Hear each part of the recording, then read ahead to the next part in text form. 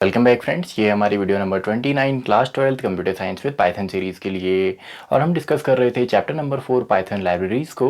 और इस चैप्टर की प्रीवियस वीडियोस में हमने देखा मॉड्यूल्स कैसे क्रिएट करते हैं, स्टैंडर्ड लाइब्रेरी फंक्शंस हमने डिस्कस किए थे।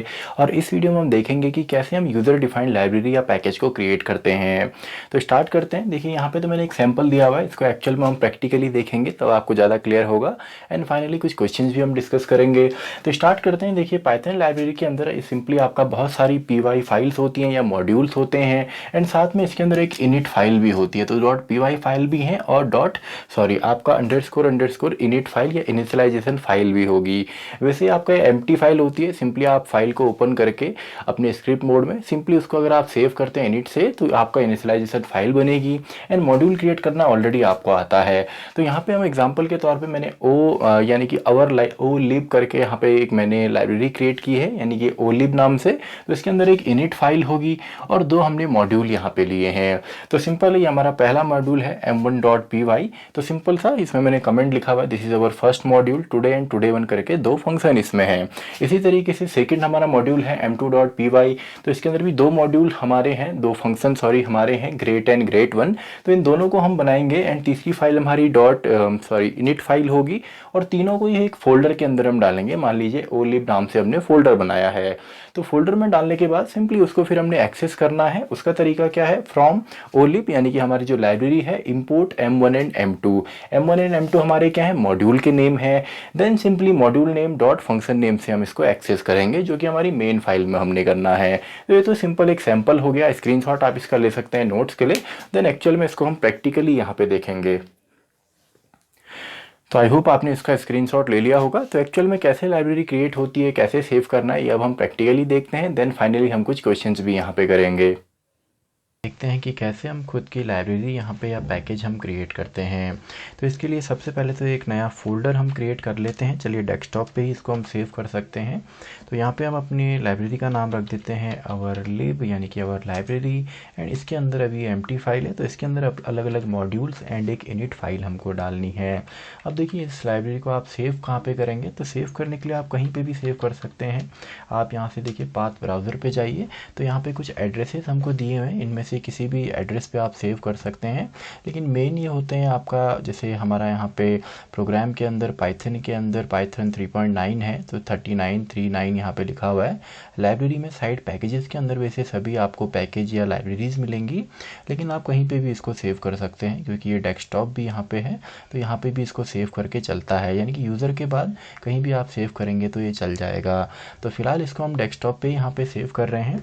तो यहाँ पे एक एक करके सबसे पहले मैं फाइल्स क्रिएट कर लेता हूँ। तो एक नई फाइल मैंने क्रिएट करी, तो इस फाइल को तो हम डायरेक्टली यहाँ पे सेव कर लेते हैं इनिट फाइल करके।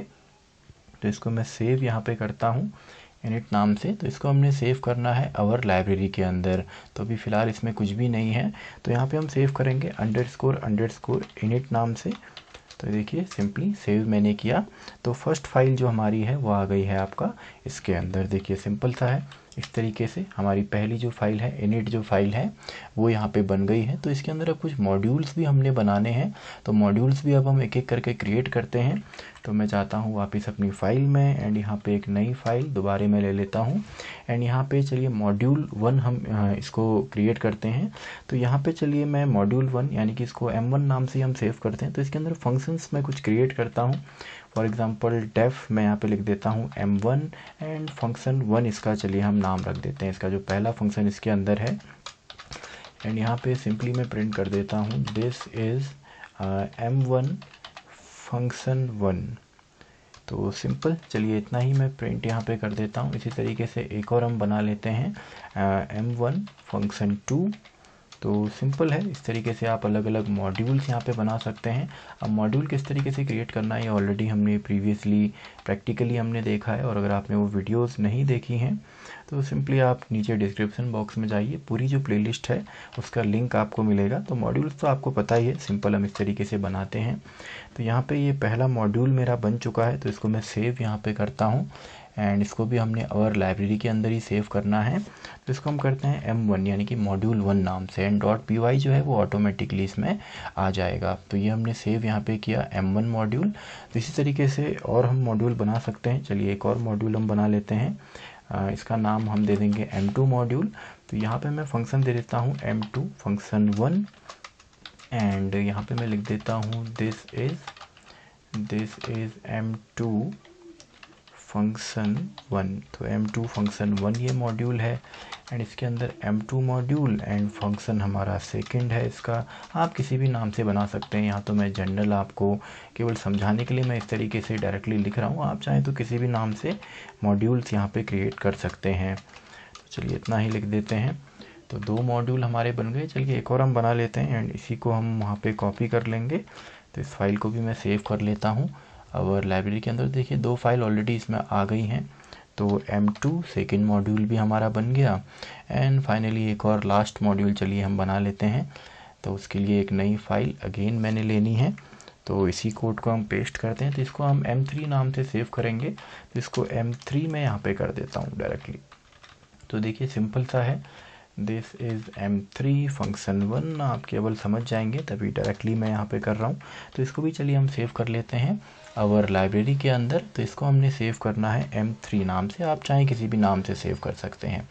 तो यहाँ पे देखिए सभी जो लाइब्रेरी के जितने भी पार्ट हैं वो सभी हमारे बन चुके हैं। लाइब्रेरी कहें, पैकेजेस आप कहें, तो देखिए इनिट फाइल भी हैं एंड इसके अंदर मॉड्यूल्स भी हमारे हैं। तो सिंपली अब इसको हमने इंपोर्ट करना है अपनी मेन फाइल में एंड देन इसको हम यूज़ करेंगे। तो स्टार्ट करते हैं। इंपोर्ट करने के लिए हम यूज़ करते हैं फ्रॉम कीवर्ड को। तो फ्रॉम आवर लाइब्रेरी हमको क्या इंपोर्ट करना है, इंपोर्ट m1 को इंपोर्ट कीजिए जी, m2 को इंपोर्ट कीजिए एंड m3 मॉड्यूल को इंपोर्ट कीजिए। तो सभी मॉड्यूल हमने इंपोर्ट यहाँ पे किए। तो अब डायरेक्टली इन्हीं मॉड्यूल की मदद से इसके अंदर जो फंक्शंस हैं उनको हम कॉल करेंगे। यानी कि m1 जो हमारा मॉड्यूल था उसमें m1 फंक्शन 1 नाम से हमने एक फंक्शन बनाया था और m1 के ही अंदर हमने सिंपली m1 फंक्शन 2 नाम से एक फंक्शन बनाया था। तो देखिए इसको हम रन करते हैं simply. m2 has no attribute, m2 function 2 नहीं है ये कह रहा है। तो m1 में नहीं है जी, सही बात है, m1 में है। तो देखिए अब ये परफेक्टली चलेगा इस तरीके से। ऐसे आप सभी को यूज़ कर सकते हैं। ये तो मॉड्यूल 1 है। चलिए इसी को मैं कॉपी पेस्ट यहाँ पे कर लेता हूँ। तो टोटल हमारे पास 4 यहाँ पे मॉड्यूल 3 हमने मॉड्यूल बनाए थे। तो इस तरीके से सिंपली ये आप मॉड्यूल बना सकते हैं या लाइब्रेरीज आप बनाएंगे एंड उसके अंदर आप यूज़ करेंगे।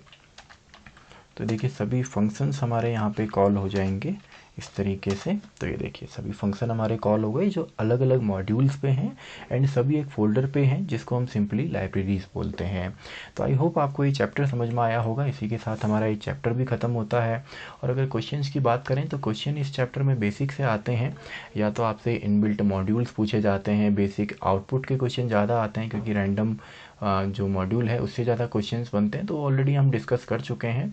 तो इसी के साथ हमारा ये चैप्टर भी कंप्लीट होता है और ये वीडियो भी कंप्लीट होती है, वीडियो नंबर 29। तो मैं मिलता हूँ आपसे अगली वीडियो में, वीडियो नंबर 30, जहाँ पे हम स्टार्ट करेंगे चैप्टर नंबर 5 को, वीडियो नंबर 30।